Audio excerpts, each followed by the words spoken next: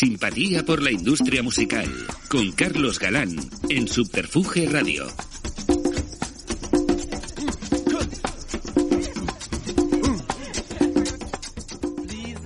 Sean ustedes bienvenidos a una nueva ración de Simpatía por la industria musical, emitiendo desde la plataforma de podcast más molona del planeta Tierra, Subterfuge Radio. La música cuenta en su haber con revoluciones, movimientos, tendencias globales que han aunado a generaciones de todo el mundo, haciéndoles vibrar, reflexionar y, por supuesto, bailar, ejerciendo de vías conductoras de melodías que ejercen de bandas sonoras vitales. Aquí también las hemos tenido, que no todo tiene por qué ser anglosajón, y hay una realmente que aún sorprende, que coge solera con los años por la importancia que creo tuvo más allá de lo estrictamente musical, y es de la que vamos a hablar hoy en parte, dado que es un capítulo determinante, pero no único, en la carrera de nuestro invitado de hoy. Un tipo al que aún está pendiente un reconocimiento de toda la industria por todo lo que ha hecho. Un ejemplo de tesón a contracorriente, un tipo ejemplar. Recibimos en Simpatía por la industria musical al más que necesario y reivindicable Marino Goñi. Bienvenido, Marino. Encantado de tenerte por aquí. Bueno, bien hallados. Gracias. Muchas gracias. Es un auténtico placer. La verdad es que bueno, ya sabes que este humilde podcast está intentando reunir el testimonio pues de gente que considero relevante de toda la historia de la industria discográfica, digamos, española estatal. Y bueno, desde el principio pensé que tu presencia y tu testimonio tenía que estar aquí porque bueno, que creo que además todo lo que has hecho, como veremos ahora, es lo que decía, ¿no? Hablando un poco que al final estaba claro que hablábamos del rock radical vasco. Es algo que con el tiempo está cogiendo una solera increíble, ya no solamente de lo musical, que también, sino de lo que todo implicó. Así que nada, un auténtico placer. Y mira, vamos a empezar casi por el final, ¿no? Te retiras del negocio discográfico en el 2011, que ya era un momento convulso para un sector en el que todo empezaba a cambiar rápidamente. Si pudieses hacer una perspectiva de cómo ves el negocio 10 años después desde el retiro. Fíjate que es difícil. Es difícil. Bueno, indudablemente la cosa está mucho mejor que cuando yo lo dejé. Es decir, cuando yo me retiro, bueno, primero me voy al paro y luego me prejubilo, que es el año 2011, y en el 2011 todavía no está nada claro la alternativa digital, digamos, que luego, bueno, pues ya se ha visto, sobre todo a través de Spotify, el nivel que ha cogido, ¿no? Sí. Entonces, de pronto ahora veo otra vez a la industria, porque eso sí que es un tema bastante industrial, la veo lanzada de pronto, ¿no? Veo que tiene que, digamos, que ajustar algunos de los problemas creados, digamos, por ese momento, sobre todo al principio de siglo, que fue catastrófico, como tú bien sabes, para todos los que nos dedicamos a la producción discográfica. Pero cuando digo todos, siempre quiero recordar a todos, es decir, estudios, fábricas, discográficas, por supuesto, e incluso artistas, porque hay mucha gente, ¿no? Entonces, yo creo que ahora todo esto, bueno, ha dado un vuelco, pero habrá que acondicionarlo, digamos, para la futura forma de funcionar, ¿no? Pero bueno, lo veo por primera vez desde hace 4 o 5 años, esperanzador, claro que lo veo. Lo que pasa es que lo veo muy de fuera. Esto te da cierta perspectiva, pero a la vez, bueno, no conoces perfectamente cómo está funcionando la cosa, ¿no? Sí, no, realmente es un momento, eso es lo que tú dices, ¿no? Se ve mucho mejor la situación, desde luego, que en esos años convulsos, 2008, 2009, 2010, 11, que ya no se sabía muy bien a dónde iba, que efectivamente arrastró a mucha gente. Y bueno, a día de hoy, bueno, yo creo que al fin se van regularizando un poco la política de monetización por parte de las plataformas digitales, aunque creo que todavía tiene que mejorar. Y bueno, estamos viviendo este revival que no deja ser semi-anecdótico, pero bueno, empieza a dar sus números, que es como el tema de los vinilos y eso, ¿no? O sea, realmente sí que es verdad que hemos vuelto a coger fuerza, ya no solamente yo creo a nivel operativo, sino incluso también, como bien sabes, fueron unos años también donde de repente parecía que la figura del productor discográfico no tenía ningún sentido y los grupos se lo iban a hacer ellos mismos, ¿no? Efectivamente. Entonces yo creo que ahora, bueno, suele utilizar siempre la palabra paradigma, está cada vez más gastada y dentro de nada ya no nos atreveremos a utilizarla, pero efectivamente el paradigma ha cambiado, no tiene nada que ver cómo funcionábamos hace 20 años a cómo creo yo que hay que funcionar ahora a través de una discográfica, ¿no? Ha cambiado todo. Totalmente. Bueno, vamos a hacer un poco de historia. Naces en Burlada, Navarra, pero en 1971 te vienes a Madrid a estudiar Ciencias de la Información, ¿no? En la Complutense, que me imagino que sería un polvorino en pleno de los estértores del franquismo. ¿Qué recuerdas de esa época? Pero bueno, también si me haces un poco una introducción también de en Burlada, si tenías alguna inclinación musical, si ya, bueno, yo sé, aparte, bueno, has sido un gran músico, eres un gran músico, pero bueno, hablar de esos años y por qué decides irte a Madrid a estudiar Ciencias de la Información.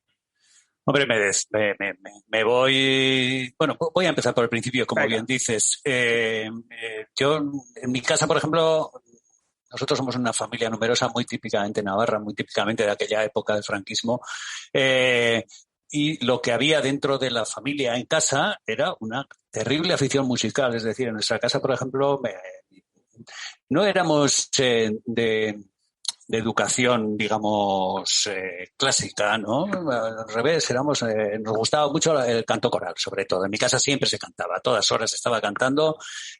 Había mucha influencia también del canto religioso, puesto que en mi casa lo que se comentaba era cuando habíamos ido a misa quién había hecho bien el solo de la misa de Perosi, y claro, es que el tenor desafinó un poco y el otro salió de tiempo, etcétera, ¿no? Entonces, bueno, cantábamos mucho, cantábamos todo tipo de canciones, cantábamos sobre todo canciones populares, pero a partir de ahí ya la afición estaba ya, digamos, implantada, el vivero era claro, ¿no? Entonces, bueno, todos los hermanos luego realmente hemos estado implicados de una forma o de otra con la música, ¿no? Aunque algunos han seguido otras profesiones, pero hemos estado implicados con la música. Entonces, digamos que desde mi más primera infancia hasta que me voy a Madrid, bueno, siempre, toda mi vida, la música la he tenido ahí, ¿no? Es decir, o sea, para mí la música es, como dicen los ingleses, un gusano que me tengo en la cabeza, ¿no?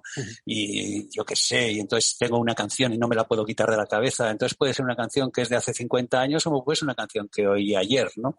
Ajá. Entonces, para mí la música ha sido siempre realmente muy, muy, muy, muy, muy, muy importante. Y bueno, y estamos hablando de eso, que en el año 71 te vienes a Madrid a estudiar Ciencias de la Información. Sí, yo lo que pasa es que, bueno, ahora que ya estoy a la espera de los 70, pues suelo medir mi vida casi por décadas, ¿no? Entonces, la década de los 70 para mí representa un cambio, porque yo me planto en Madrid para estudiar Ciencias de la Información, aunque en realidad mi deseo secreto es, bueno, entrar en el mundo del disco. Yo quiero grabar discos, quiero estar en un estudio de grabación, tampoco tengo muy claro, quiero tocar la guitarra y tal, entonces quiero estar ahí en ese mundo, ¿no? Entonces, claro, es un mundo al que yo he accedido a través de mi hermano José Mari, que es 4 años mayor que yo, que siempre fue pues montador musical en la cadena SER y tal. Entonces, mi hermano fue en realidad el que me metió el gusano este que te digo, ¿no? Ajá. El gusano ya de lo que era la producción, la música, la escucha, la radio, etcétera, ¿no?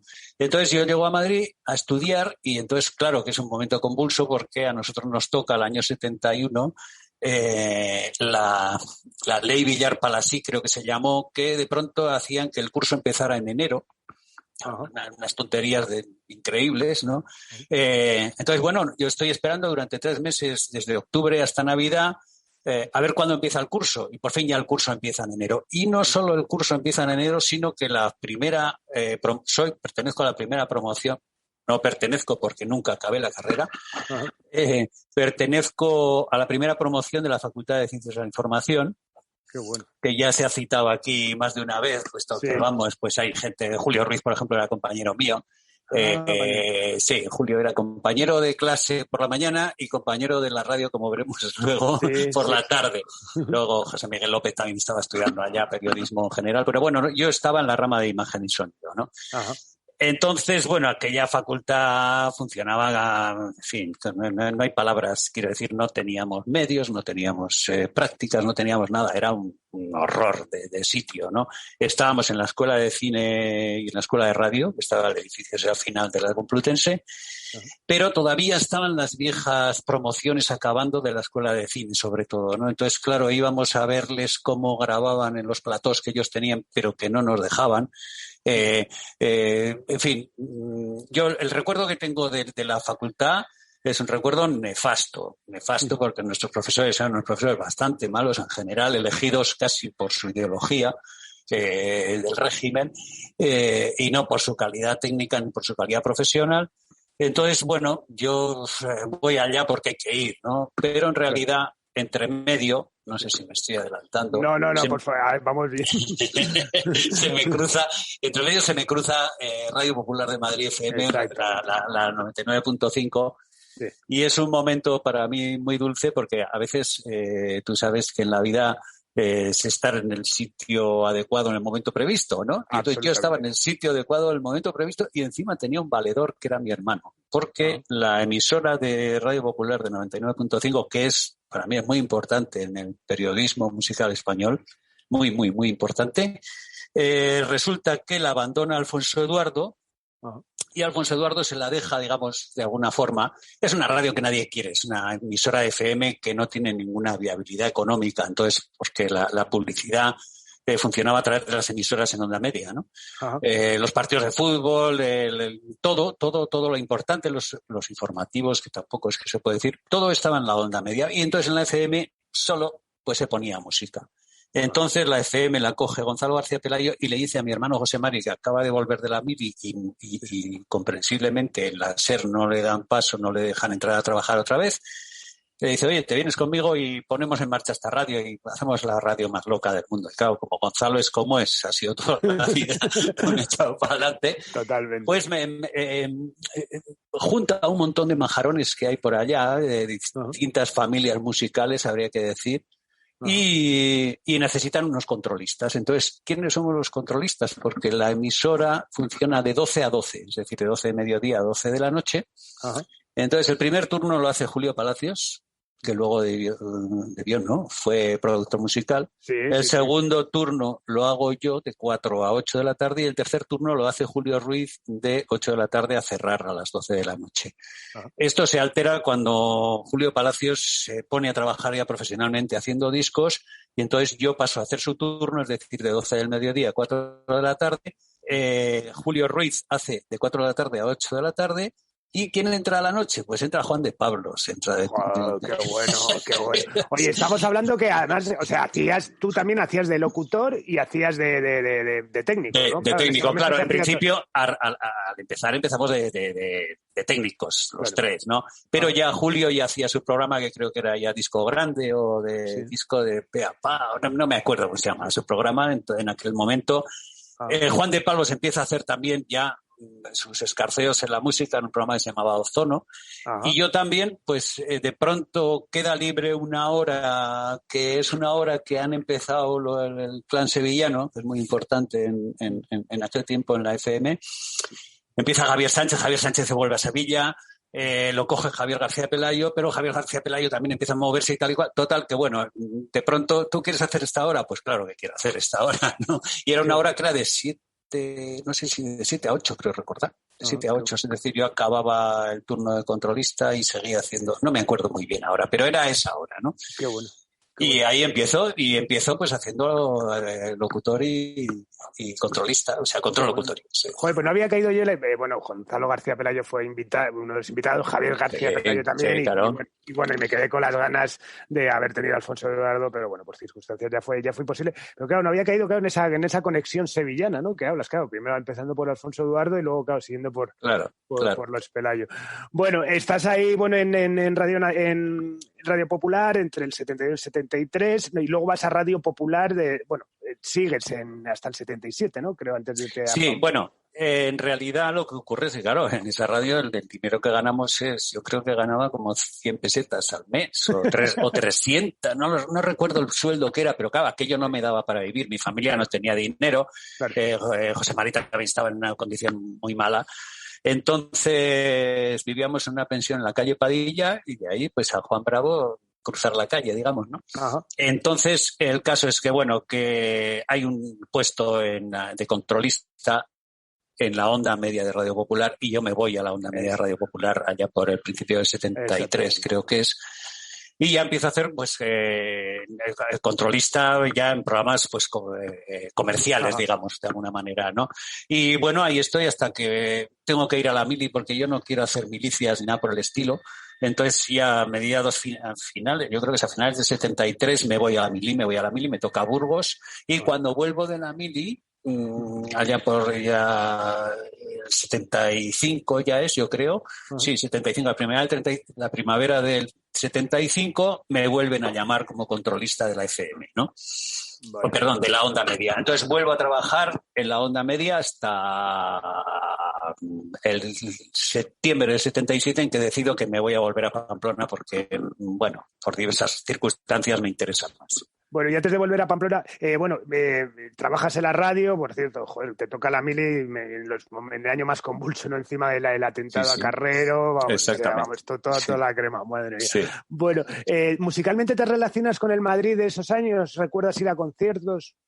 Sí, claro. Lo que pasa es que no había conciertos prácticamente. Claro. Digamos que en la FM conozco a la gente que anda más metida en estos jaleos, ¿no? Por ejemplo, recuerdo estar viendo estar en el estudio con Hilario Camacho desde el momento, con Elisa Serna. Hay una entrevista que Antonio Gómez, Tina Blanco y Álvaro Feito le van a hacer a José Afonso, que José Afonso acaba de ser el que canta la canción de la revolución de Grándola Vila Morena para que se dé el golpe de Estado en Portugal. En fin, todo ese tipo de cosas están todas ahí, ¿no?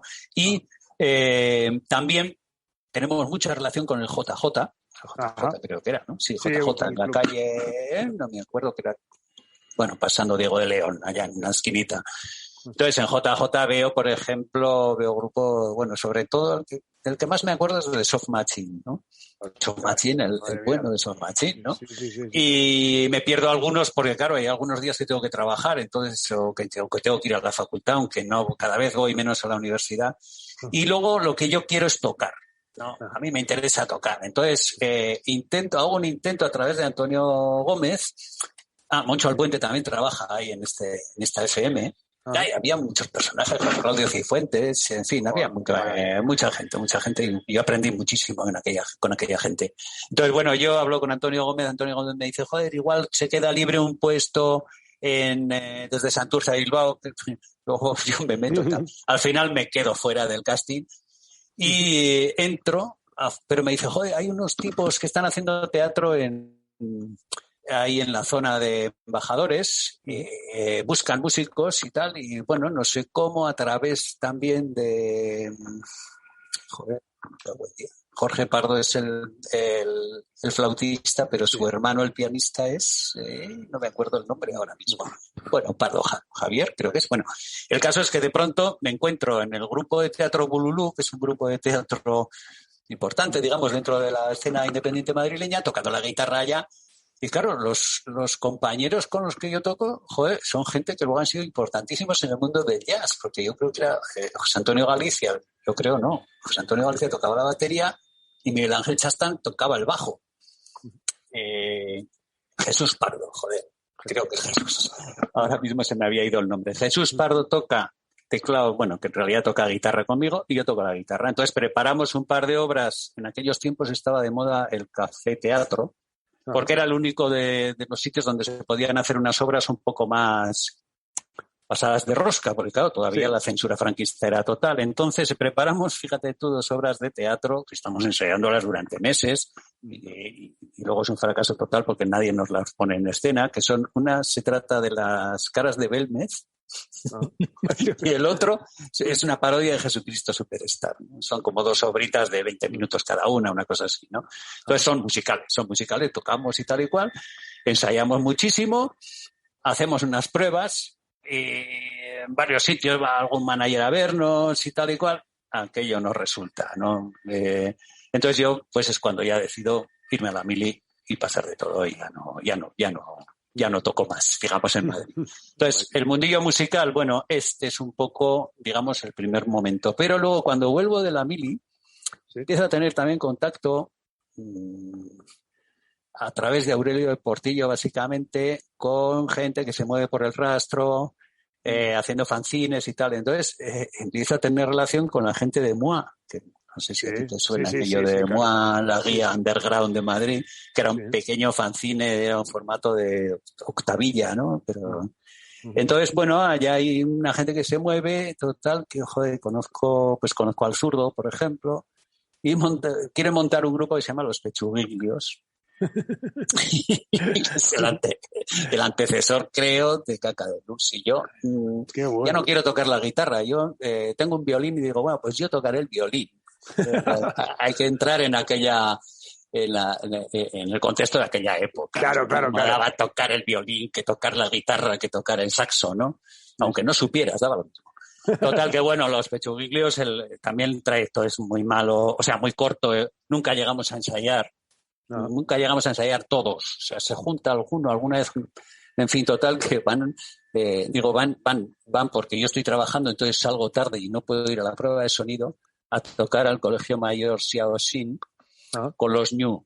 Los Ñu son las estrellas y nosotros vamos de teloneros. Total, que para cuando yo llego había una bronca terrible entre Los Pechuguiglios y Juan Carlos Molina, que dice que el equipo es suyo y que vosotros sois una pandilla de macarras, no, de impresentables. Entonces que no deja su equipo, ¿no? Total, que el debut de Los Pechuguiglios yo creo que nunca se hizo, ¿no? Ostras, entre tanto, bueno. me vuelvo ya, esto es ya muy tarde, en el 77, sí. Y yo decido irme a Pamplona. Bueno, a trabajar en la radio, ¿no? A trabajar en el... Claro, yo llamo a la Popular de aquí, resulta que hay un puesto de controlista y me vengo a Pamplona y abandono Madrid. ¿Por qué abandono Madrid? Habría que dar una explicación. Bueno, yo creo que de pronto me veo trabajando allá, digo, yo no quiero estar toda mi vida trabajando en Madrid. Además, el ambiente de Madrid para alguien como yo era demasiado duro la competencia, ¿no? Yeah. Entonces paso de todo y digo, bueno, me voy. Y luego, claro, yo nunca dejé de ser un poco hippie, sobre todo mis relaciones eran con los hippies, ¿no? Los hippies de Pamplona. Entonces, claro, nuestra casa en Madrid, que vivíamos unos cuantos, era un sitio de paso de gente que bajaba al Moro, que subía del Moro, que vamos a Granada, que vamos a Ámsterdam, que subían y bajaban, y a mí aquello me daba mucha envidia. Uh-huh. Y además me daba mucha envidia las cosas que me contaban de lo que pasaba en Pamplona, ¿no? Sí. Y un buen día digo, vámonos, ¿no? Yo, mi pareja entonces, miren, pues vámonos a Pamplona, ¿qué coño hacemos aquí? Y nos venimos y el 77 me planto aquí otra vez, nos plantamos aquí. Y estás trabajando, bueno, en el Radio Popular hasta el 80 y bueno, por hacer un poco un resumen del mundo de la radio, que bueno, que tu inicio y que bueno, que luego continuaste con aventuras en radios libres, ¿no? En Radio Paraíso, en Euskal Ratia, Euskal Herria Ratia. Pero bueno, vamos a llegar ya a la edición y a la producción de discos. Estamos hablando en 1982, creas Nafarrock, ¿no? Para editar principalmente 2 discos, el de Motos, que es tu grupo, ¿no? Y el de la Polla Records, el mítico 7 pulgadas, esto, bueno, que en ese momento me imagino que sería una rareza absoluta.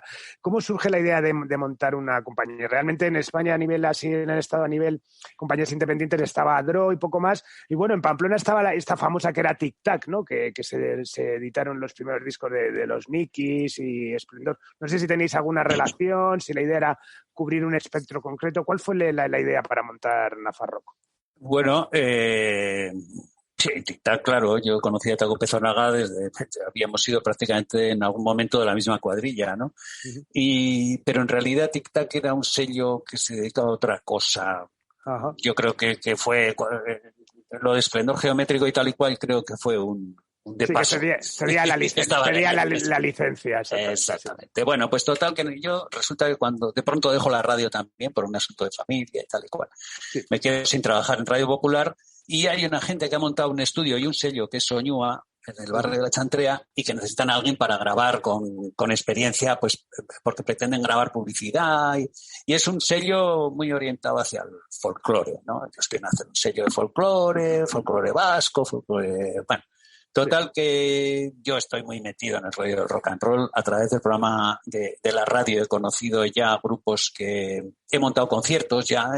Hicimos varios conciertos donde, bueno, digamos que ahí conocí pues que gente como el Drogas, por ejemplo, que tocaba en otro grupo que se llama Cafarnaún, a José Chozponda, mítico fundador de Los Bichos y de otros grupos que tocaba en un grupo punk que se llamaba Tensión.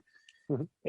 También conocí ahí a Jimmy, cantante de Tijuana, uno de los 2 cantantes de Tijuana in Blue, En fin, todos eran gente muy joven comparado conmigo, tenían mínimo 10 años menos que yo. Bueno, total que a partir de esta gente, cuando yo llego a Soñúa, digo, bueno, voy a empezar a grabar maquetas. Empiezo a grabar maquetas y grabo unas cuantas maquetas de grupos de rock, ¿no? Mis socios no les interesa para nada el tema del rock, pero yo grabo. Y entonces hacemos con Miren, mi mujer, y con José Mari Blasco, hacemos un pequeño sello que se llama Nafarrock para hacer EPs de 4 canciones a grupos de rock. El primero nos da calabazas, porque, claro, los primeros proyectos nadie quiere saber nada. El segundo lo hacemos con el grupo de casa, el grupo que ya estoy tocando yo ahí, que es Motos. Y el tercero, pues resulta que un buen día llaman a la puerta y aparece un grupo punk que dicen que son de Salvatierra, de Agurain, de Álava, y que quieren grabar una maqueta. Graban la maqueta, entonces a mí aquel grupo me deja flipado, ¿no? Y entonces, claro, en cuanto tengo oportunidad les ofrezco grabar un EP, y es el mítico Ahora que este, ¿no? Sí. Es, digamos, lo único que grabamos en aquel estudio, porque, claro, el estudio tiene unas condiciones mínimas, un 8 pistas, un Otari de 8 pistas, y aquello no daba para nada, ¿no? Total que, bueno, pues ya empezamos, y luego aparece Barricada. Barricada de pronto es un grupo que cuando el Drogas vuelve a la mili decide que va a liar una que no se ha visto nunca. Y entonces monta un grupo grandísimo, terrible, ¿no? Es un grupo que cuando empieza a tocar, el primer guitarrazo que pegan, la gente se echa hacia el escenario, tira las vallas de seguridad a tomar viento. O sea, es un grupo realmente muy fuerte, ¿no? Y entonces decidimos grabar, pero no un EP de 4 canciones, decidimos grabar un LP. Y ahí arrancamos con todo esto. Y que ya estamos hablando de Soñúa, es decir, Nafarrock es realmente esa aventura para hacer esos EPs de 4 canciones que se queda en estos EPs de Motos y de la Polla Records. Estamos hablando, por contextualizar también a la gente, bueno, que por ejemplo el single de La Hora que de la Polla, o sea, realmente sale cuando todavía ni había atisbos de lo que luego pasó, me imagino. ¿Cómo distribuisteis esos singles? ¿Qué recuerdos? Me imagino de una manera muy, muy artesanal, ¿no? Absolutamente, pero bueno, ahí hay un proyecto, por ejemplo, que es muy, muy, muy, muy chulo y que fracasa en el año 82-83, y todavía tengo publicidades y tal, que se llama Cosa. No sé si tú tienes idea de qué puede ser Cosa. No. Cosa es la primera distribuidora que hay de sellos independientes de intercambio que hay a nivel de Estado español. Porque hay una en Madrid, que es la que distribuye los sellos madrileños, pero no quieren saber nada con nosotros, ¿no? Que es Pancoca. Pancoca, exactamente. Entonces, Pancoca, digamos que tiene como el monopolio de la independencia básicamente madrileña, ¿no? Ajá. Entonces, claro, resulta que conocemos gente, pues por ejemplo, conocemos a los García que están en Antequera, conocemos a Ernest Casals que tiene Florinata en Barcelona y tiene grupos tan interesantes como Telegrama, por ejemplo, como Código Neurótico, no. Brighton 64. No, posterior es Brighton. No, bueno, hay más grupos. Vale. Bueno, total. Bueno, hay gente de Galicia, hay gente de Asturias, hay gente, está Discos Suicidas en Bilbao, hay gente en Zaragoza. Total que nos juntamos un montón de gente y empezamos y montamos Cosa. Se llama Confederación Activa de Sellos Independientes, o algo así, no me acuerdo cómo era. Y entonces empezamos a intercambiar discos. Los Suaves están también. Claro. Entonces empezamos a vender discos. Claro, ¿qué ocurre con el trueque? Yeah. El trueque es un problema porque tus discos igual se venden muy bien, yo los vendo muy bien, pero tú los míos no los vendes, ¿no? Exacto.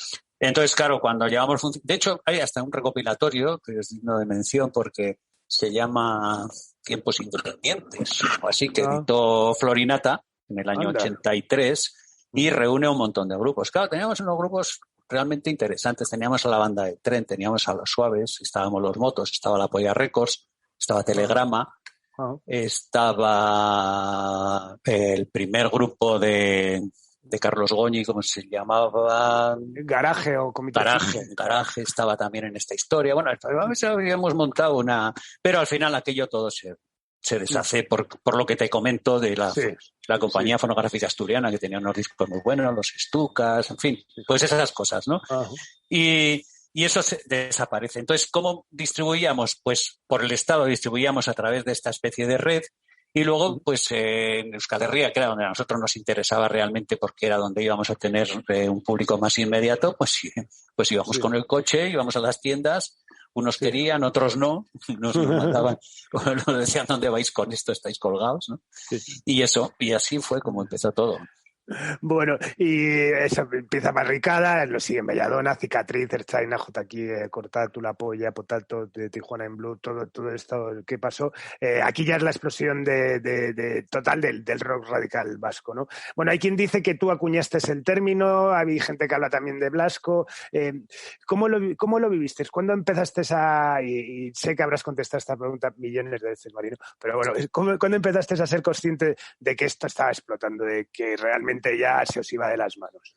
Bueno, en realidad nunca soy consciente de que aquello se nos va de las manos. Lo que pasa es que esto es algo que nosotros pensamos porque necesitamos salir, necesitamos que los grupos vayan a tocar fuera, que se vea que la movida que hay allá, porque claro, los grupos son muy buenos. Barricada es un grupo buenísimo, La Polla ni te cuento, los Zika, Ertzaina, por ejemplo, que casi siempre cuando se habla del rock radical vasco se obvia grupos que son fundamentales. Claro, ¿por qué se obvia a Ertzaina o a Zarama? Pues porque cantan en euskera, obviamente, ¿no? Claro. Entonces, resulta que Ertzaina, por ejemplo, para mí es el grupo bandera del rock radical, ¿no? Es el grupo que tiene más claro a mí personalmente el primer disco, y mira que no se habla de euskera evidentemente, pero me lo sé de memoria, claro. Para mí es el gran disco de esa generación, sin duda. Exactamente. Independientemente de que luego hay otros muy buenos discos y otros muy buenos grupos, ¿no? Sí, pero para mí el primer disco de Ertzaina, yo cuando me dicen, bueno, ¿qué disco la tontería esta? ¿Qué disco guardarías o te llevarías a una isla? Yo sin duda el primer disco de Ertzaina, ¿no? Ajá. Bueno, entonces resulta que bueno, prácticamente morimos de éxito, es decir, aquello se desmadra, el sello, bueno, sí, que cuando dices lo de José Mari Blasco, resulta que claro que José Mari Blasco, porque está en el momento ¿no? José Mari, mi hermano Pachi y yo, y una cuarta persona a la que nunca nombro, porque cuando suelo verle nunca le pregunto si quiere que lo meta ahí, ¿no? Porque además es un personaje público ahora, ¿no? Por otras razones muy diferentes. Total, que bueno, nos juntamos, yo lo he contado más de una vez, echando unas cervezas, y a la cuarta cerveza dices, ostras, hay que buscar un nombre que sea un poco definitorio de todo esto que está viviendo. Entonces, bueno, sí, pero primero llamaremos a los grupos y les diremos que no tienen ninguna vinculación, que si quieren que se desmarquen, ¿no? Entonces, hay de todo. Hay gente que lo coge muy bien la etiqueta y hay otra gente que no. Pero nosotros nos asustamos mucho de las vueltas que da. Y claro, ahora, 40 años después, estamos hablando de esto y siempre es algo que se me escapa, no sé cómo decir, ¿no? Yo creo además cuando la gente te dice, bueno, pero es que aquel momento y tal, yo creo que bueno, el rock radical vasco ha sido una corriente que ha estado ahí siempre, pero es que curiosamente no era vasco, lo de vasco no es exclusivamente nuevo lo del rock radical. Resulta que luego descubrí que Rock Radical Records en California, lo que hacía Bondage en París con grupos como Verurier Noir o como bueno, había un montón de grupos, cabeceros sobre todo, Verurier Noir, ¿no? O lo que hacía gente en Inglaterra, por ejemplo, en Inglaterra había un montón de sellos, ¿no? O sea, Workers Playtime, lo que hacía Yellow. Empezando por Crash y todo esto. Exactamente, Crash de X, Chumbawamba de la primera época, en fin, resulta, bueno, y en Iberoamérica había un movimiento, y en Italia había un movimiento que luego era la banda Basotti, que luego hicieron Gridalo Forte, en fin, resulta que empezamos a hacer unas redes de conexión increíbles a nivel internacional. Por ejemplo, hay una que me gustó mucho y que siempre tuve mucho cariño, es con el rock galés, ¿no? El rock galés era muy parecido al rock vasco. Hacían una serie de discos, digamos, una línea editorial muy clara, que era, bueno, ellos lo hacían todo en galés, y eran grupos jóvenes, casi todos rockeros, punks, y también mucha música de baile que aquí todavía no se conocía, ¿no? Tenían una conexión directa, no sé muy bien por qué razón, con John Peel, perdón. John Peel les pinchaba todo, les hacía sesiones y tal. Entonces, ahí hubo un momento de intercambio, y de hecho hicimos intercambios de grupos, ¿no? Pues ellos vinieron, los Amrev, que era el grupo, digamos, bandera del punk galés, vino a hacer una gira por aquí. Los Delirium Tremens fueron allá y de pronto pues eso, había un programa en la televisión galesa que era donde éramos los invitados y es que contaban nuestra historia, en fin, quiero decir que de pronto todo aquello se desmadró totalmente, ¿no? O sea, y claro, bueno, pues Pues eso fue, digamos, la década de los 80, hasta finales de los 80. Que supongo, claro, que sean años de locura en fabricación, eso, claro, estamos hablando de discos que empiezan, de grupos que empiezan a vender muchísimo, no uno, sino muchos. Eso Además, es. y la distribución me imagino que todavía se complicaría más, porque seríais claramente con esa distribución, por un lado lo que era Euskal Herria, ¿no? Y por otro lado el resto de Estado, pero claro, ya estamos hablando de volúmenes. Claro, cuando salía un disco, llegó un momento en que, claro, cuando salía un disco de Cortatu, por ejemplo, un disco de la Polla Records, ya un cuarto, un quinto disco, ¿no? Pues era terrible, porque yo qué sé, por ejemplo, ibas a Cataluña, en Cataluña hasta en el último garito oías Cortatu, ¿no? En fin, o sea, los discos y las casetes se vendían. Pero claro, nosotros teníamos una infraestructura, sobre todo en Soñúa, luego en Oyuca se arregló aquello bastante. En Soñúa teníamos una infraestructura de guerra que nos hacía ser muy poco competitivos, ¿no? Teníamos una serie de créditos de la época en que había ido mal, que todo lo que ganábamos se iba para los bancos, en fin. Entonces aquello hubo que acabar, ¿no? Con ello. Por eso hicimos Oyuca y en Oyuca tiramos hasta el año 90, prácticamente el 91. Bueno, antes de entrar en Oyuca, y por cerrar, bueno, un poco en el momento del rock radical vasco también, y como, bueno, sabes que intento también que este podcast pues tenga al final también algo de pedagógico, y estoy seguro que nos escucha mucha gente que igual ni había nacido en ese momento.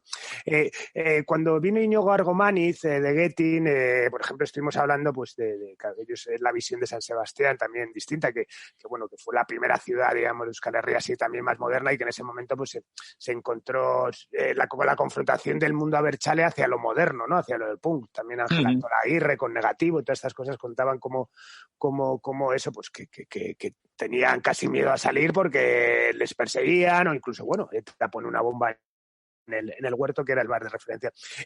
¿Tú fuiste consciente, o realmente, ya sé que al final son muchas cosas que en el momento no lo eres, no te digo esto, sino cualquier cosa, pero con el tiempo, de esa instrumentalización que se habla por parte de la política, es decir, que se habla de ese rechazo inicial del mundo abertzale hacia el punk, hacia lo moderno, para después hacer lo propio? Bueno, esto es una reducción del tema prácticamente a la mínima expresión, y a veces tomar la parte por el todo no cuenta la realidad, ¿no? Totalmente. Quiero decir que Euskal Herrias hay muchas. Por ejemplo, Donosti, el centro, donde bueno, Íñigo, que es gran amigo mío, por cierto, pues posteriormente pues tenía mucha relación. Íñigo o Ángel Anton Aguirre, hay un mundillo de gente que es, bueno, pues la élite de la burguesía vasca, digamos, para decirlo de alguna manera, ¿no? Entonces, claro, el movimiento del rock radical, los grupos del rock radical son normalmente periféricos, es decir, periféricos con respecto a Euskal Herria, ¿eh? Sí. Es decir, nosotros tenemos mucha relación, cuando arrancamos todo este momento, tenemos mucha relación con Vitoria, por ejemplo, o sea, Vitoria y Pamplona, es decir, Iruña y Gasteiz tienen mucha relación. Tenemos mucha relación con según qué pueblos, con Mondra, luego llegamos a Bilbao, en Bilbao tenemos también una relación. Entonces es, digamos, toda una periferia, pero hay una zona que la salva, digamos, Irún, Guipúzcoa se salva gracias a que están los Ripe en Mondragón y los Cortatu, los Baldimbada y otros grupos antirrégimen y tal, que están en el área de Irún, que es un área también muy poco dada, digamos, a la forma de ser de los donostiarras, digamos, ¿no? Entonces, ¿qué ocurre? Que nos encontramos, y luego, en cuanto a eso, luego la instrumentalización que me dices, claro, es que cuando la gente dice, no, es que el rock radical fue asumido por los abertzales y tal y cual, digo, pero es que el problema no era ese, el problema es que nosotros no tocábamos solo para Herri Batasuna. Nosotros tocábamos para todos los movimientos, pero para todos los movimientos que eran, digamos, antirrégimen, ¿no? Sí. Es decir, tocábamos para los ecologistas, tocábamos para las radios libres, tocábamos para presos, tocábamos para gente que tenía que pagar multas, para antipolígonos de tiro, en fin, todo este tipo de actividad, bueno, e incluso para otros partidos que no pertenecían a Herri Batasuna, para los trotskistas, para los anarquistas, obviamente, hay y siempre ha habido aquí un movimiento anarquista importante, abertzale, pero anarquista, que la gente dice, ¿eso cómo puede ser? Pues es porque podemos sentirnos abertzales y anarquistas, ¿no? Y para un montón de cosas. Entonces, es decir, cuando la gente dice, no, Herri Batasuna, lo que pasa es que Herri Batasuna era, digamos, la organización que más poder tenía y podía montar una gira, digamos, ¿no? Una gira y llenarte el polideportivo de Donostia, otro polideportivo en Bilbao, en fin, otro polideportivo en Iruña. Quiero decir que era el más potente de todos. Luego hay otra cosa que siempre es importante reconocer, que cuando, por ejemplo, en Iparralde, en la zona de Euskal Herria Norte, la zona francesa, conocen el movimiento, sobre todo a través de unas conexiones que tienen con gente que está en Gasteiz, en Vitoria, y entonces empiezan a montar conciertos, y entonces descubren que los grupos que a ellos les gustan y que están en este lado tienen que ver también con los grupos parisinos, ¿no? Es decir, con Verurier, por ejemplo, que es un grupo que arrasa en Francia, cuando en Francia prácticamente no hay un movimiento rockero, ¿no? Y Verurier Noir arrasa a partir también de movimientos sociales de este tipo, movimientos ocupas, tal y cual.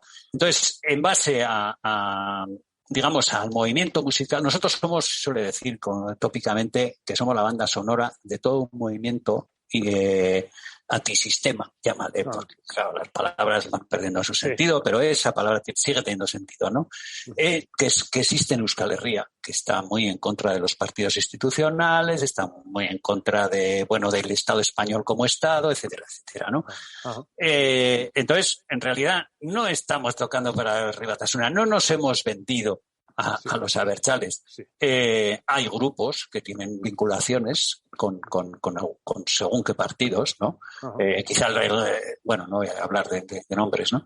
Pero hay otros grupos, la mayoría, por ejemplo, que están más metidos en colectivos. Por ejemplo, yo estoy metido en el colectivo de Eguzki Irratia, que es una radio importante, pero que de Eguzki Irratia sale el colectivo Catacra, que es el primer colectivo de ocupación que hay en Pamplona. El colectivo Cocorrock, que es una cooperativa de conjuntos de rock que se hace a nivel de Navarra y que pues pelea por conseguir locales para ensayar, que monte conciertos los ayuntamientos en condiciones, que paguen a los grupos, etcétera, ¿no? Todo este tipo de movimiento ha sido el movimiento que nos daba a nosotros pie a poder decir que no solo apoyábamos a Ribatasuna, aparte de que dentro del movimiento musical ha habido algunos que hemos sido muy críticos también con la ideología abertzale esquemática, digamos, ¿no? O sea, quiero decir que el mundo abertzale es un mundo muy rico, ¿no? Claro, el que no participa de esto y ve todo como un totum revolutum y no conoce, pues, joder, claro, pues la bomba que puso ETA en el huerto, y la que nos pusieron a nosotros otros, que no digo quién, en el Toquileza, que era, digamos, el sitio donde en Pamplona se iba, ¿no? O sea, nuestros sitios de reunión eran los cascos viejos de las grandes ciudades. Luego, con los años, esto se ha ido abriendo, ¿no? A barrios y tal. Pero en aquellos tiempos, pues bueno, pues íbamos del casco viejo de Iruña al casco viejo de Gasteiz, ¿no? Claro. Y allá había siempre unos bares que eran, digamos, nuestros cuarteles generales, donde se vendían las maquetas, donde se ponían los pasquines, donde la gente quedaba para hacer cualquier tipo de acción, etcétera, etcétera. Sí, creo que ya está. No, totalmente no. No, me ha encantado. No. O sea, al final, bueno, yo conocía parte de lo que has dicho, pero lo has explicado muy bien, además eso, pero al final, claro, decías que Ribatasuna eran los que tenían la capacidad de hacer esos grandes conciertos, como Egin tuvo la capacidad de hacer ese disco, que también es digamos, una base muy sólida también de todo lo que pasó, y al final, pues que todo estaba enmarcado bajo ese Hayaba y Borroka Erebai, ¿no? O sea, exactamente. Pero lucha también, ¿no? O sea, exactamente. Voy a decir una cosa con respecto a Egin, por ejemplo, cuando nosotros ideamos el tema del rock radical poco antes, queremos un altavoz, porque claro, está la revista Muscaria, pero claro, la revista Muscaria es mensual, digamos que es más, profundiza más, pero necesitamos algo más inmediato para anunciar conciertos, para anunciar movidas de todo tipo. Entonces, los únicos que nos dan, contra todo esto que se está diciendo, que los únicos que nos dan su apoyo para que podamos publicar lo que queramos es Egin, es el periódico de la izquierda abertzale. Entonces, claro, Pierre de Navarra nunca nos dijo nada, y nadie, o sea, yo recuerdo ya cuando el movimiento era importante, cuando Cortatu había llenado, no me acuerdo si la casilla y tal y cual, una crítica en el Diario Vasco, el Correo Español en Bilbao, una crítica demoledora contra todo, o sea, realmente teníamos enemigos, obviamente, ¿no? Y los enemigos... Luego hay otra cosa, por ejemplo, con respecto al rock radical que también no quiero dejar pasar. Ha sido una historia que se ha ido acumulando con respecto conforme ha ido pasando el tiempo, y se ha empezado a explicar el rock radical basal como un movimiento exclusivamente lúdico, exclusivamente relacionado con las drogas, exclusivamente relacionado prácticamente con la heroína, ¿no? Entonces, yo he tenido que salir varias veces a decir, no, a ver, el rock radical vasco básicamente era un movimiento musical reflejo de una situación política, por lo tanto es político. Claro, el tema de la heroína, el tema de las drogas, cómo cambió la forma de ser de la gente joven, era un tema político, obviamente. El índice de paro había subido, en fin, todo ese tipo de cosas que hoy por hoy tampoco se han solucionado, me da la sensación. Siguen pasando las generaciones y yo veo a la gente joven ahora en una situación parecida, porque ahora hay movimientos de rap, de hip hop, de trap, etcétera, joder, que están diciendo lo mismo que decíamos nosotros hace 40 años, o sea, y porque viven en una situación muy parecida, creo yo. Totalmente. Bueno, volvamos al mundo discográfico. Es eso, pues se acaba la etapa Soñua y empieza Oyuka en 1986. ¿Cuál es el paso real de Soñua a Oyuka? Porque es simplemente un cambio de nombre. Bueno, has hablado de antes que a nivel estructura la mejoráis. ¿Es un nuevo planteamiento? ¿Entran más socios? ¿Por qué ese cambio? Bueno, se cambia básicamente porque Soñua es inviable. Tenemos que pedir ayuda y al más cercano es Elcar, ¿no? Elcar decide que nos va, sobre todo el tema financiero, que conoces muy bien perfectamente cómo es el tema de mantener una cierta, no sé, solvencia, digamos, ¿no? Bueno, entonces Elcar entra en la historia y digamos que es el momento en que surgen, digamos, dos bandos, dentro de lo que éramos los socios de Soñua. Un bando decide marcharse de Elcar y otro bando decidimos quedarnos en Elcar. Entonces ellos montan un sello que se llama Nola, que dura 2 o 3 años, y nosotros montamos Oyuka, pero Oyuka en realidad es un sello propiedad ya de la editora general de Elcar, ¿no? Ajá. Entonces, durante los años de Oyuka, que es del 86 al 91, que seguimos trabajando prácticamente con los mismos grupos. Volvemos, por ejemplo, a recuperar la Polla Records, que se había ido, volvemos a recuperar Echaña, que se había ido a Elcar también. Seguimos trabajando con grupos, hay, digamos, una segunda ola, casi una tercera del rock radical muy interesante. Entonces, bueno, pues somos empleados de Elcar prácticamente, ¿no? Claro, eso es bueno por un lado, pero es malo por otro, ¿no? Es decir, yo tengo que rendir cuentas todos los meses a mis jefes de, bueno, pues la viabilidad económica, de cómo va este disco, el otro y tal y cual. Claro, llega un momento en que me canso. Llega un momento en que decido que yo no... Claro, cambiamos, digamos, la seguridad de un puesto fijo de una empresa importante y solvente por algo de libertad y algo de, bueno, de que aquello no se apague la llama, ¿no? Porque, claro, cuando entras en este funcionariado, que eso tú lo has conocido bien, quiero decir que conocemos muy bien el mundo del disco, la llama no se tiene que apagar, ¿no? Entonces, la afición no la puedes perder. Como pierdas la afición, has perdido todo. Entonces, estar trabajando en una oficina en muy buenas condiciones, con calefacción, con dinero al fin de mes, con presupuesto, etcétera, etcétera, con estudio de grabación y tal y cual, puede ser a priori muy interesante, ¿no? Pero a la larga, por lo menos para mí, que yo era, digamos, yo siempre he sido el que en el primer momento tiro para adelante con los proyectos, luego mis hermanos me siguen, pero básicamente ahí siempre me ha tocado el papel de líder, ¿no? Entonces yo decido, joder, es que no podemos estar así, o sea, en 4 días no nos vamos a enterar de nada, ¿no? Y para vivir la vida musical tienes que enterarte, tienes que estar a ras de calle, tienes que ir a conciertos, tienes que ver gente, no puedes ser cómodo, ¿no? No, la comodidad no existe en el mundo de la producción musical. Totalmente. Y montamos GOR a principios del 91. Exactamente. 91, sí. Y bueno, GOR es una aventura que dura hasta el 2011 contigo, que continúa a día de hoy. Karachi, está tu hermano, ¿no? Tu hermano Pachi. Sí, está mi hermano Pachi, 30 años se cumplen ahora, ¿no?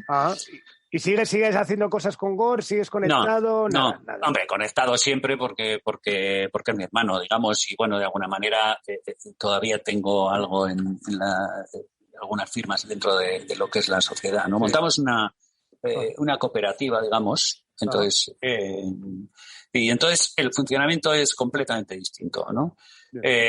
Claro, ya entramos en los años 90. Los años 90, ¿te acuerdas? Son, de pronto, con respecto a los 80, para mí son un cambio total. ¿Qué pasa? Pues hay un cambio, por ejemplo, estilístico. Si vamos ya al tema musical, por ejemplo, pues todo el tema Metallica, por ejemplo, ¿no? O sea, el metal, por lo menos aquí en Euskal Herria, aparece un grupo que es... Caray, qué viento se ha movido. Sí. Hay un grupo que cambia todo, que es Sutagar. Ajá. Sutagar, de pronto, cuando nadie creía que podía haber grupos en euskera cantando metal bien, tocando metal en condiciones, aparece Sutagar y pega un vuelco terrible. Fermín Muguruza crea su sello Esanosenki, pero crea también Negu Gorriak, que todavía nosotros en Oyuka sacamos el primer disco de Negu. Yo tengo el honor de sacar el primer disco de Negu Gorriak, ¿no? Ajá. Y entonces, digamos que el metal se apodera, ¿no? El punk prácticamente se relega. Se relega también el ska, que ha sido importantísimo en los años 80, la música de lucha. Hay mucha gente que relaciona el ska con la reivindicación, ¿no? Y todavía ha seguido después. Entonces, de pronto aparece el metal. Entonces, el metal es una pasada y es a lo largo de todos los 90, y me acuerdo por la influencia de Metallica, de Sepultura, de Pantera. Joder, cuando ibas al estudio la gente quería sonar como Pantera. Digo, pero toca como Pantera, tío. Si quieres sonar como Pantera, tienes que tocar como Pantera. Entonces, este era un poco la historia. Entonces, claro, no hablamos nada, por ejemplo, que a mí me gusta mucho, es un tema al que me he dedicado mucho tiempo. Yo a la gestión me he dedicado lo menos posible. No. Me ha tocado, qué remedio, ¿no? No. Pero a mí lo que me gustaba era el estudio, ¿no? A mí mi jefe de Elcar, de Oaxaca, me decía siempre, Marino, ¿a ti te gusta mucho el estudio? Estudio sonido, se supone. Sí. Y digo, claro, a mí no me gusta nada la oficina, no me gusta nada hacer conexiones, ni hacer promoción, ni nada. A mí me gusta el estudio, a mí me gusta grabar, me gusta producir, me gusta estar con los músicos día y noche, porque es ahí donde te enteras de qué está pasando, ¿no? Y donde aprendes mucho. Entonces, yo que nunca fui heavy, ni casi que me quedé en la CDC, más o menos, pues resulta que, joder, hostia, empieza estos que te estoy diciendo, ¿no? O sea, Metallica, Sepultura, Pantera. Luego, claro, todo esto se unió a, ¿cómo se llama? Aquella corriente, bueno, que eran los System of Down o Korn. Sí. ¿Cómo se llama aquello? Se pone el crossover. Sí. Bueno, todo aquello representó, por lo menos en nuestro entorno musical vasco, representó un cambio, una revolución de nuevo, ¿no? Ajá. Entonces hubo que reiniciarse. Por ejemplo, claro, eso a ese nivel, a nivel de música, por ejemplo, aparecen grupos tan terribles y tan cañeros y tan buenos como Sociedad Alcohólica, por ejemplo, Sutagar, que está ahí. Muchos más, bueno. Y nosotros, por ejemplo, fichamos a los Coma, ¿no? Sí. Claro, cuando ibas luego a finales de los 90, primeros de los 2000, sobre todo a finales de los 90, ibas a festis como los primeros Viña Rocks o festis de este calao. Cuando salían los Coma o salían los S.A., aquello, o sea, el estadio, lo que fuera, ¿no? Se daba la vuelta, o sea, se volvía loco, ¿no? Sí. O sea, quiero decir que eran momentos muy crudos, ¿no? La música muy cruda, ¿no? Uh-huh. Y bueno, ahí estamos. No hubo más remedio que estar ahí, ¿no? Totalmente. También en los 90 divido en, digamos, las dos décadas en divido la década en dos partes, la primera y la segunda, ¿no? La primera, porque hay un momento para mí que es importante en mi vida, que es el año 95, muere mi mujer. Muere Miren, muere de un ictus y se muere. Tío, se muere en 20 minutos, ¿no? En media hora. Y vivimos, bueno, yo me fui, no he comentado nada de esto, pero para mí es muy importante en mi vida. El año 87 decidimos irnos a vivir al campo. Uh-huh.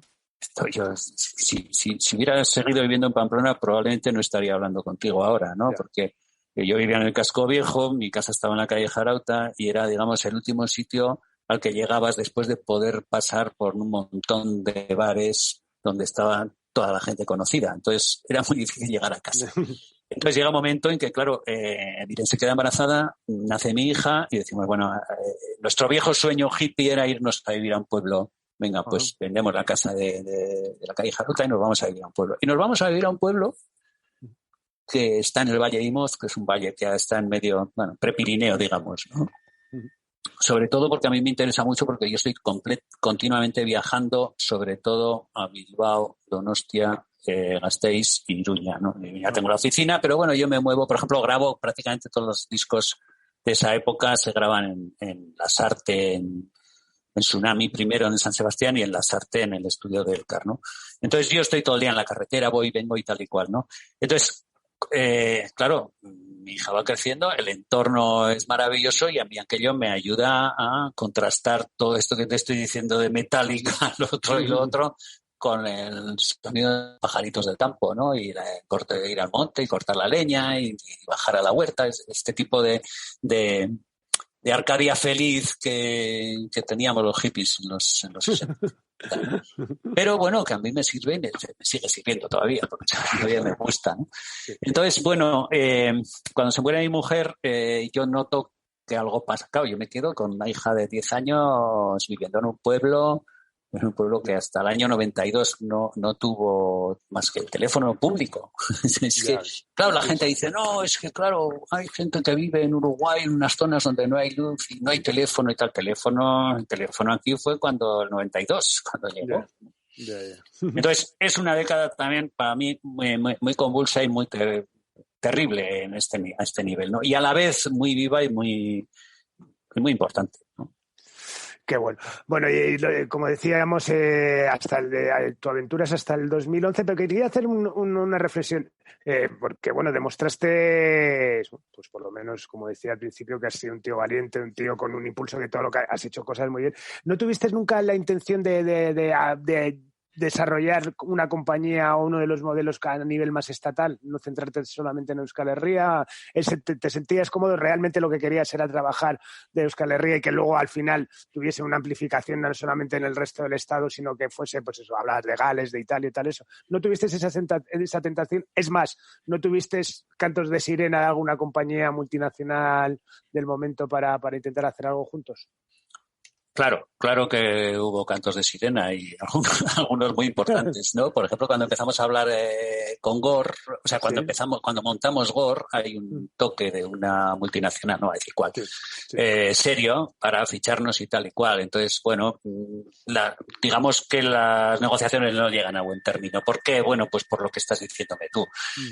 Nosotros estamos contentos de movernos. Yo tengo que los despachos de los AR, sobre todo, tenían que estar tenía que ser el despacho más cerca de la puerta de la discográfica, de la puerta de entrada, y a ser posible al mismo nivel del suelo, es decir, no que tengas que subir al tercer piso, ¿no? Aunque, bueno, cada uno lo ha montado como ha podido, pero yo tenía claro que eso era así. Entonces, cuando la gente te dice, pero bueno, entonces me decía mucha gente, ¿por qué grabas solo grupos vascos? Y yo le decía, no, grabo solo grupos vascos, he grabado, por ejemplo, el año 95, vamos a tocar a un concierto, yo toco los Valderdi, estamos en un pueblo de Vizcaya tocando y de pronto, toca Manolo Cabezabolo, que nos hace mucha gracia el nombre y dices, ¿quién coño es este? Pero resulta que cuando nosotros acabamos de tocar, que vamos los primeros, los segundos, es Manolo Cabezabolo que aparece con su guitarra y de pronto empieza a aparecer gente por los alrededores como si fuera a ir a misa. Aquello me recordó que todo el mundo se sabía las canciones de Manolo Cabezabolo, ¿no? Entonces, inmediatamente cuando acabó el concierto fui a su manager, que era Manolo de Monzón entonces, y le dije, oye, vamos a grabar un disco, ¿no? Y cuando grabamos Manolo Cabezabolo también fue un pildorazo terrible. Manolo Cabezabolo, claro, no era fácil grabar a Manolo Cabezabolo. O sea, era complicado en aquel momento. Estuvimos 3 días grabando ese disco, que lo hacíamos, digamos, él quería hacer series de canciones, ¿no? Cogía la guitarra y decía, vale, voy a tocar 8 canciones. Venga, pues toca. 8 canciones y luego escuchábamos y decíamos, bueno, esta sí, esta no, esta no, esta sí y esta no. Vale, pues hacíamos otro bloque. Entonces así estuvimos 3 días, ¿no? Y al final salió un disco, bueno, dentro de lo que estaba interesante y sobre todo vendible, una pasada, ¿no? claro, no solo teníamos metal, también teníamos otras cosas, por ejemplo, ¿no? En esa época, porque otra de las cosas de las que me siento orgulloso es cuando ya estoy tan harto de lo radical, de que todo el mundo me diga que los punkis, que si los vascos y tal y cual, de pronto hay voy a decir sobrino mío, porque en realidad no es sobrino mío, pero es sobrino de una cuñada mía, tiene 17 años, Iker Sadaba, y Iker Sadaba me viene un día a la oficina y me trae una maqueta de una cosa que se llamaba Gaupasa. No, es que hago yo todo y tal, y tengo un tecladito en casa y me lo grabo y empiezo a escuchar y digo, ostras, esto es una bomba, porque era música electrónica, música de baile, Eurodance. Sí. Estoy hablando del año 95, no, en esta época también. Y me da tal susto, la verdad, me da tal susto que me lo guardo en el cajón de la mesa y lo meto ahí, no le digo a nadie nada, ¿no? Pero de vez en cuando la saco y la escucho, ¿no? Y digo, joder, esto está muy bien, ¿no? Total, que hago un recopilatorio el año 96, empezamos a hacer unos recopilatorios, se llama Urtengo Gorakada, que es el subidón del año, queremos hacer pues los singles que vamos a sacar todo el año, ¿no? Y lo meto y el grupo se llama, en principio, Gaupasa, pero luego decidimos que Gaupasa es un nombre, bueno, en euskera es bastante malo el nombre, porque Gaupasa significa noche en blanco, digamos. Trasnoche, exactamente. Entonces, Gaupasa había orquestas, Gaupasa había bares. O sea, entonces empieza con Emendicat, que es otro título. Y en Emendicat representa un pildorazo que una vez más me recuerda a la época del rock radical, porque nos critican otra vez que eso no es música vasca, bueno, o sea, en fin, ya te puedes imaginar, ¿no? Porque intolerantes hay en todos los sitios, ¿no? De todas las opciones políticas y de intolerantes hay mogollón, ¿no? Entonces, bueno, Mendicat al final se ha creado, es un clásico de la música vasca, Mendicat, ¿no? En todos los sitios se toca y en todos los sitios se escucha, y digamos que es una alternativa al cambio de la música de Ertzaina, con la música de La Polla o la música de Barricada que se oía en las chocas, o de Cicatriz o de los RIP, ¿no? Entonces ya hay otra música, ¿no? Entonces, digamos que en los 90 hacemos incursiones en varias cosas, ¿no? Yo me doy cuenta al repasar algunas agendas que, sobre todo en la segunda mitad de los 90, hay una eclosión de grupos completamente diferentes. Por ejemplo, descubro Scalaria también tocando. Una vez vamos a tocar a un pueblito de Prepirineo, Prepirineo, el Valle del Roncal, Pirineo, Navarro, absolutamente. Entonces estamos tocando allá en un concierto y el grupo que sale, nosotros tocamos y el grupo que sale a continuación o el anterior, no me acuerdo, son Scalariac. Y de pronto, cuando el ska ha sido abandonado absolutamente y vilipendiado y tal y cual, de pronto aparece un grupo que hace ska otra vez con una frescura increíble, ¿no? Lo mismo, aprovecho el mismo sitio. Ay, ¿qué he hecho? No. Total, que bueno, que lo cojo. Lo ficho y hacemos un disco inmediatamente. En 2 meses tenemos el disco en la calle. Scalaria también representa otra vez. Y Scalaria, es lo que dices tú, que nosotros desde aquí teníamos cierta perspectiva, por ejemplo, de lo que pasaba en Cataluña, que yo siempre pienso que en el Estado español lo que pasa a nivel musical en Cataluña, a nivel político ya no me meto, que luego está la ley Mordaza pero sí, a nivel político va a intentar ser todo lo correcto posible, ¿no? Hasta que deroguen esa ley. ¿Qué pasó? Que derrogan la otra, la ley del trabajo, digamos, la reforma laboral. La reforma laboral. Exactamente. Bueno, pues, por ejemplo, Cataluña para nosotros ha sido siempre un referente musical, tanto de los grupos que hemos llevado como de los grupos que hemos traído, pero sobre todo de los grupos que recibían de nosotros. Entonces, Scalaria, por ejemplo, tiene un éxito increíble en Cataluña, ¿no? Uh-huh. Y se vuelve a recuperar otra vez todo el movimiento ska, que yo creo que todavía no ha acabado, ¿no? Entonces, por ejemplo, en la primer recopilatoria hay otro grupo que nadie le da un duro por ellos, son Berritxarrak. Bueno, Berritxarrak, habrá gente que te dirá que Berritxarrak creo que son un hito en el rock vasco, por supuesto. Nadie había llegado donde habían llegado ellos. Todavía está por ver lo que puede hacer Gorka Urbizu en solitario, Gorka Berri. Y sobre todo que es un grupo que a nivel, o sea, es muy difícil, yo creo, en un grupo, y eso estarás de acuerdo conmigo, ser a la vez que gustes a la crítica y que tengas buenas ventas, que gustes a las quinceañeras o a los quinceañeros y que gustes a los maduros, que gustes por igual a chicos y a chicas. Todo esto yo veo que es difícil cuando tú lanzas un grupo, ¿no? Bueno, Berry Charrac representa todo eso, ¿no? Entonces, claro, hicimos con Berry Charrac desde el año, creo que esto es el 96 o 97, cuando sacamos el primer disco, hasta que luego ellos ya se independizan y montan su sello, que es el 2006, pues 4 o 5 discos hicimos, ¿no? Y un documental y tal, bueno. En fin, quiero decir, en esos años, en esa segunda mitad de los 90, grabé cosas muy interesantes. Hay más, pues lo voy a dejar ahí. Sí, no, hay un montón, vamos. Bueno, cierras tu etapa, como decíamos, en el 2011 y bueno, en paralelo hemos hablado de que has sido siempre músico y bueno, empezaste antes de venir a Madrid, tenías un grupo ahí en Pamplona que se llamaba John Brown 69, sí. La aventura está Bululú del Teatro, sí. Fuletamol, un grupo de rock, Motos, con que te hablamos de ese single que grabaste, Fiebre, que hay siempre, es un grupo que siempre hay una leyenda ahí sobre que hay un disco que nunca salió, que eso nos lo podrías tú decir. Y luego Valerdi, que a mí me gustó muchísimo, me acuerdo ese 10 pulgadas, que era con portada de Mauro Entrialgo, sí. que vamos, a mí quizás fue tu proyecto, digamos, más sólido, ¿no? Estuviste casi 8 años, o sea que... Sí, porque bueno, volviendo a Fiebre, por ejemplo, Fiebre, digamos, casi... Bueno, yo era cantante, no era el líder exactamente, era bastante liderado compartido, porque siempre hemos tocado los mismos, siempre hemos sido amigos los que hemos tocado. Entonces, bueno, salió el disco. Lo que pasa es que el disco de Fiebre se estaba grabando en medio del conflicto que teníamos del paso de Soñúa a Oyuca. Ajá. Entonces, claro, resulta bastante difícil el grabar un disco en condiciones cuando estás teniendo a la vez otro jaleo. O sea, yo no le hubiera deseado a ese disco más que hubiera sido 2 años antes o 2 años después, pero nunca en aquel momento. Uh-huh. Entonces, bueno, yo tengo además problemas de salud en aquel momento. Me pega un ataque al hígado que estoy a punto de irme al otro barrio. No, al otro barrio no, pero bueno, sí, pues, a los tiempos, ¿sabes? Sí. Total, que bueno, que dejamos los Fiebre ahí. Entonces, mi compañero Toño Muro, compañero y amigo de toda la vida, él decide que él va a seguir haciendo música.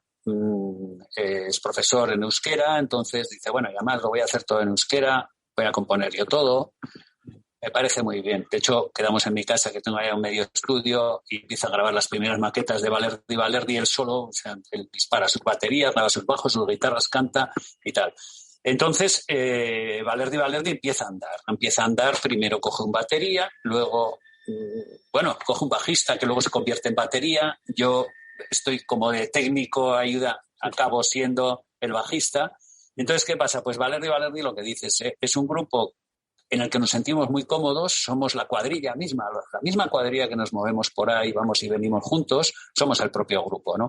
No somos un grupo muy reconocido. Quiero decir, nuestro grupo es el típico que tiene muy buenas críticas y malas ventas, ¿no? Sí, que se ha dicho muchas veces. Hay muchos de esos, sí. Exactamente. Total, que bueno, que al final los Valerdi los dejo el año 98 porque quiero hacer otras cosas, no me apetece estar yendo y viniendo.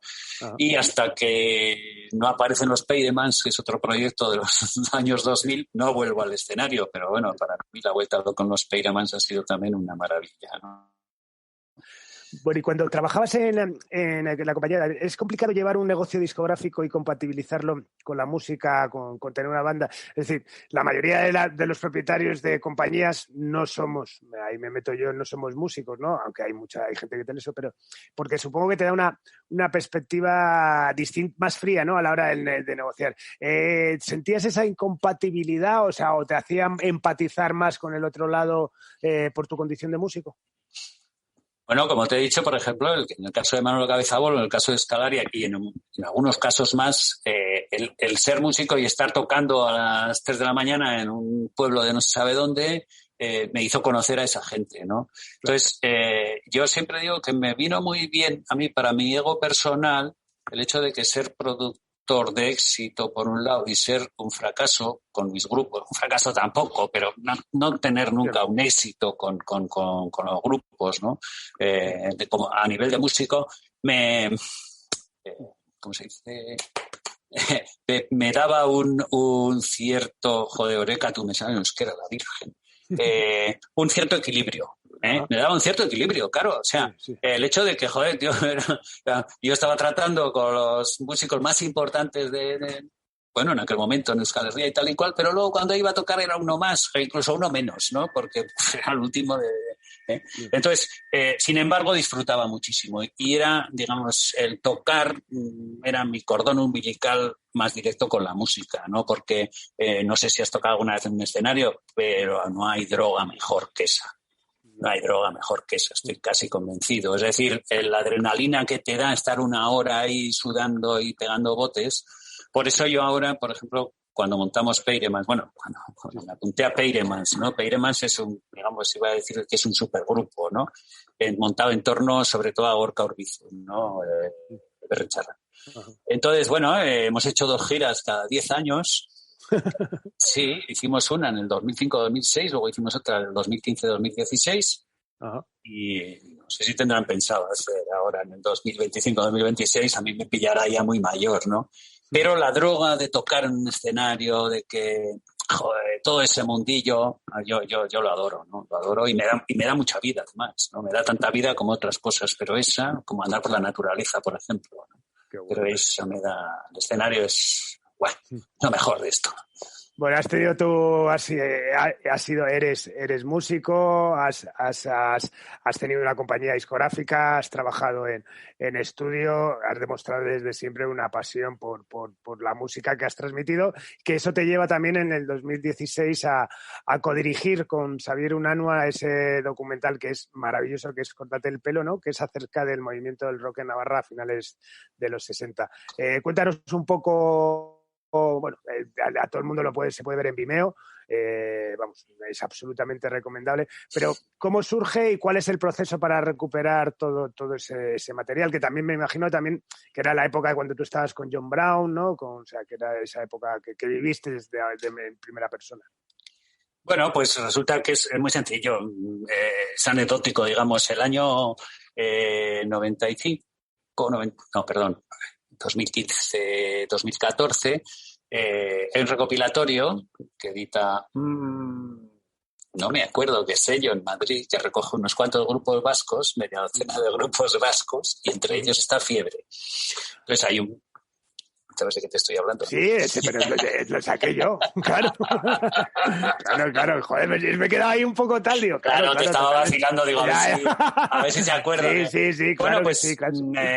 que hablábamos, que te mandamos una maqueta previa, lo que era el disco de Fiebre, etcétera. Bueno, total que cuando llega la promoción, digamos, de ese disco, cuando hacéis a través del Diario de Noticias en Pamplona una entrevista, Fernando Garayoa, que es el periodista en aquel momento de música, que es bastante amigo mío, me llama y me dice, oye, te voy a preguntar un poco por los Fiebre y tal y cual. Empezamos a hablar, estamos allá echando unas cervezas y hablando sobre el rock de Pamplona y tal, y un momento le digo, joder, es que esto es como lo de los Rebeldes. ¿Qué me estás diciendo? Los Rebeldes, no he conocido nunca. Joder, ¿no conoces a los Rebeldes? Los Rebeldes, un grupo que hubo en los 60 en Pamplona muy importante, y los Anacos te suenan, y los Juniors te suenan, y los Zaras te suenan.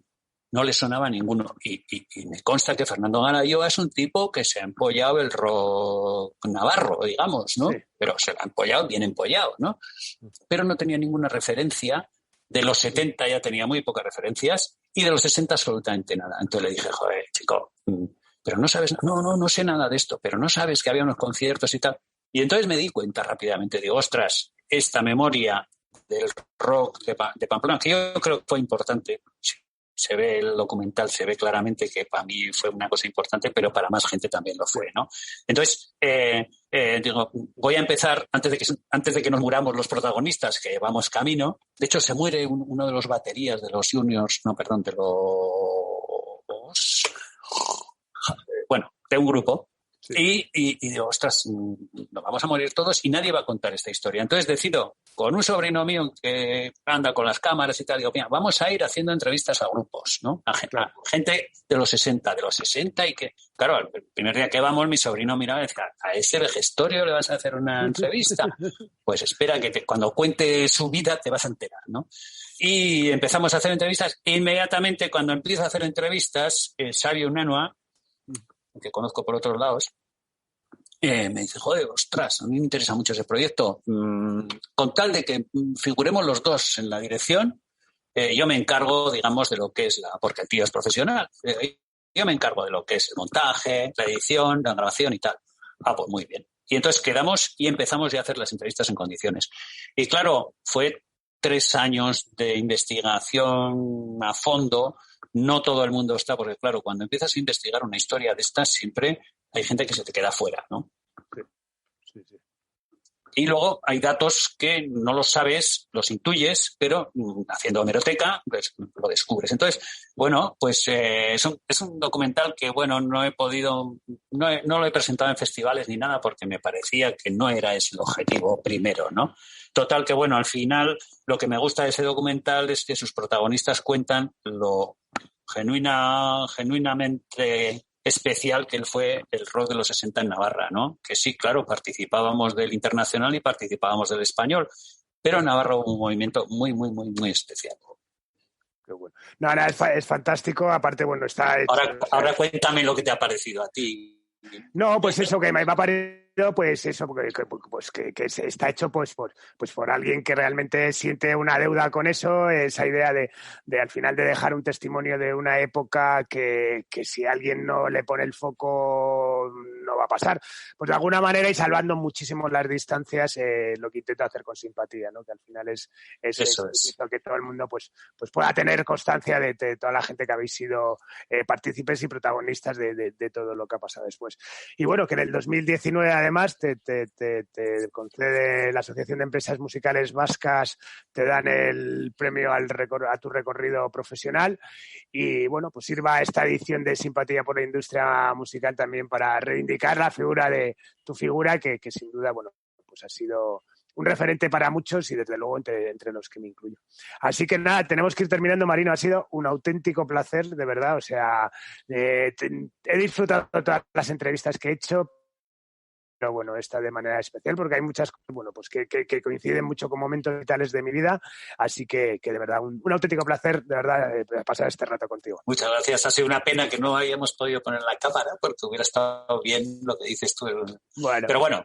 Bueno, nada, me emplazo a ir a Pamplona a verte de acuerdo, que nos tomemos una cerveza. Vale. Exactamente. Así que nada. Ha sido un placer. Gracias a Laura también por el labor que ha hecho. Muchísimas gracias. Pues nada, decidimos esta nueva entrega de Simpatía por la Industria Musical en Subterfuge Radio con Laura Rodríguez a los mandos y nos vamos con un clásico del catálogo trabajado por Marino y su equipo y quizás fue la espoleta que propició la explosión de ese rock radical vasco que a tantas generaciones marcó. Nos vamos con Salve de la Polla Records. Adiós. Salve, Regina, Mater Misericordia, Mater Misericordia.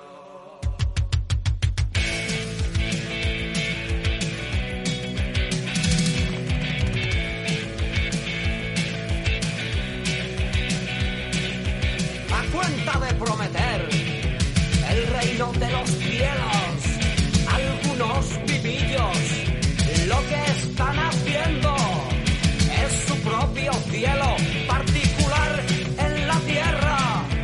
Compre un pedazo de cielo pagando la cuota mensual. Salve, Regina, Mater Misericordia, Mater Misericordia.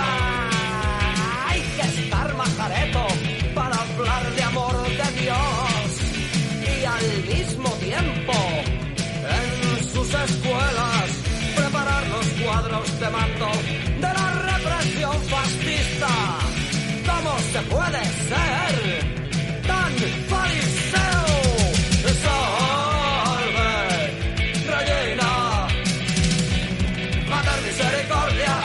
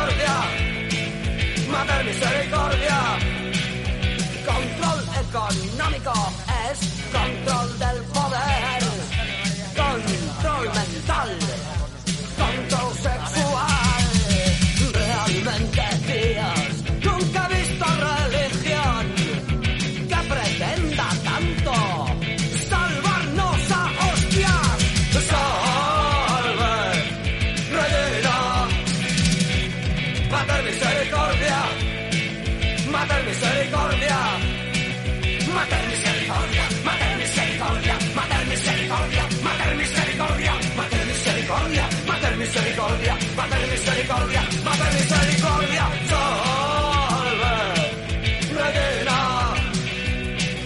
Mater misericordia, Mater misericordia, Mater misericordia, Mater misericordia, oh.